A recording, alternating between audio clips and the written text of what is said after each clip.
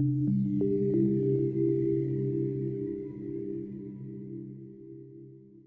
குட்டீஸ், இன்றைக்கி நம்ம என்ன கதை பார்க்க போகிறோன்னா, யானையும் பன்னியும் பற்றின கதை. ஒரு கோவில் யானை குளத்தில் குளிச்சுட்டு நல்லா பட்டை போட்டுட்டு கோவிலை பார்த்து நடந்து வந்துட்டு இருந்திருக்கு. அதுக்கு எதிர்த்தாப்பில் அதே தெருவில் ஒரு பன்னி சேரும் சகதியுமாக நடந்து வந்துட்டு இருந்திருக்கு. அதை பார்த்த இந்த கோவில் யானை கொஞ்சம் ஓரமாக ஒதுங்கி நடந்து போயிட்டு இருந்திருக்கு. இதை பார்த்து அந்த பன்னி சொல்லியிருக்கு, இந்த கோவில் யானை என்னை பார்த்து பயந்துருச்சு, அதனால தான் ஓரமாக ஒதுங்கி நடந்து போகுது அப்படின்னு சொல்லியிருக்கு.